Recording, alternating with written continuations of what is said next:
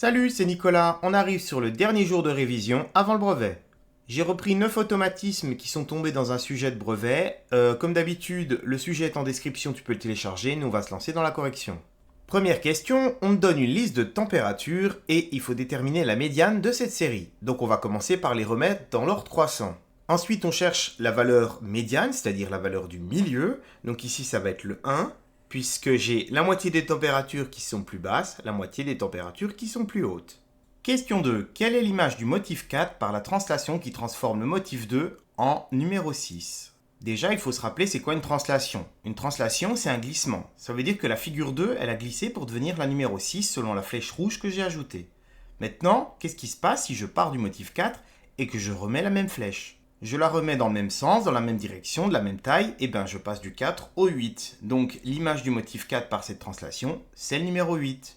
Question 3, donc une histoire de probabilité, on nous dit qu'on a une boîte qui contient 3 boules rouges et 5 boules vertes, et nous on aimerait savoir quelle est la probabilité d'avoir une boule rouge si on tire au hasard. Comme d'habitude, on met ça sous forme d'une fraction, on met au numérateur le nombre d'issues favorables, c'est-à-dire ici le nombre de boules rouges, donc il y en a 3.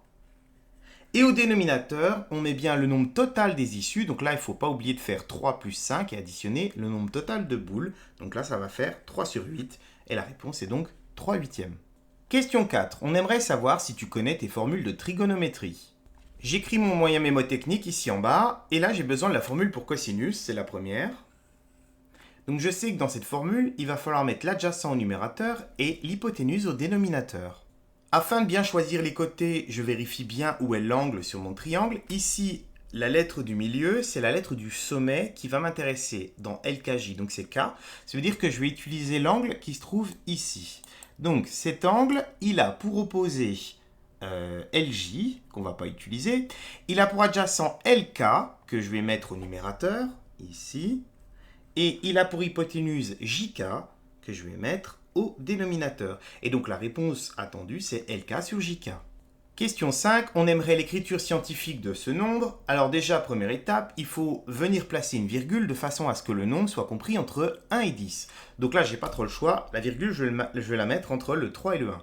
Ensuite, je compte le nombre de décalages qu'il y a eu avec la virgule. Donc ici, j'ai un nombre entier. Ça veut dire que ma virgule se situe ici.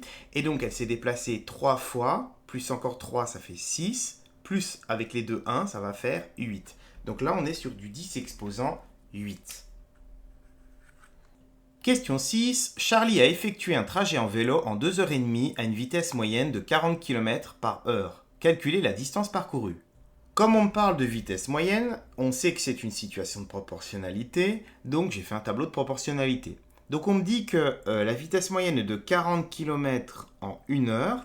Ça veut dire qu'en 2 heures, t'en fais le double, 80. Et en une demi-heure, en 0,5 heures, tu fais la moitié des kilomètres. Donc là, 20 km. Et donc si je fais en 2h30, je vais additionner 2 heures et une demi-heure, ça va faire 100 km en 2h30. Question 7. Quelle est la forme factorisée de 5x plus 5? Et donc là, je regarde les réponses et je regarde notamment les deux dernières. 10x, je me dis, 10x, ça veut dire que la personne, elle a fait 5x plus 5 égale 10x. Sauf que sur le deuxième 5, il n'y a pas de x, donc c'est impossible. 25x, c'est encore pire, puisque la personne, elle a fait 5 fois 5, 25. Donc là, ça n'a aucun sens. Donc le choix, il se situe sur les deux premiers. Maintenant, quelle est la différence entre les deux?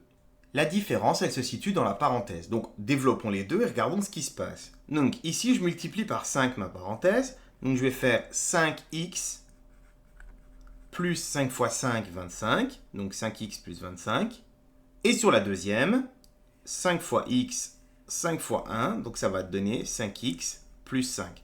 En fait, ces réponses ont été proposées pour l'élève qui oublie de multiplier par 5 toute la parenthèse et qui du coup répondrait ici 5x plus 5, alors que le 5 qui est là est bien multiplié par le 5 qui est devant.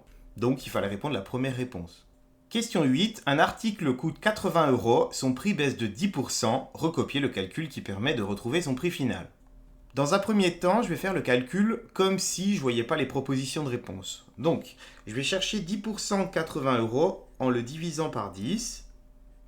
Alors pourquoi diviser par 10? Parce que 10 fois 10%, ça fait 100%.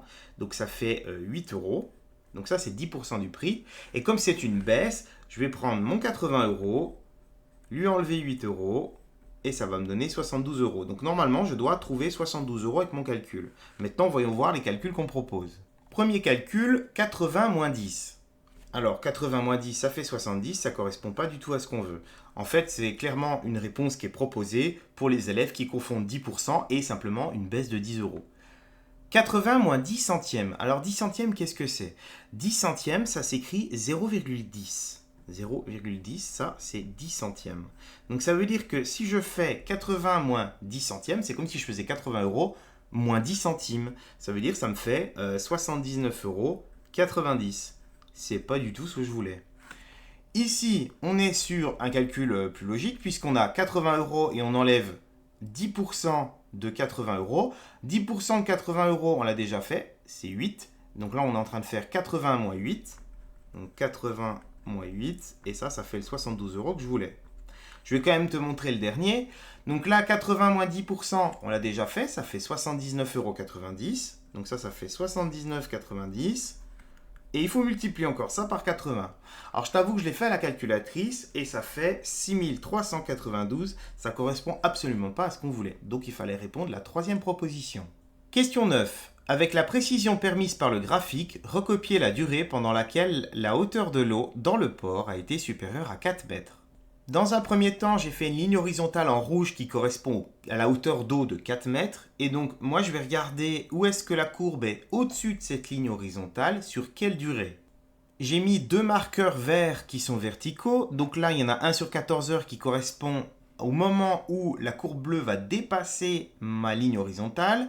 Et ensuite, il y a 18 heures qui correspond au moment où l'eau descend en dessous de 4 mètres. Donc entre 14 et 18 heures, il s'est écoulé 4 heures. Donc il fallait répondre la deuxième proposition. Et on en a terminé pour ces derniers automatismes. On en a terminé sur cette longue série d'exercices de révision. J'espère qu'elle t'aura aidé à mieux réussir ton épreuve de brevet de maths. Repose-toi bien pour l'épreuve et bonne chance à toi. Ciao!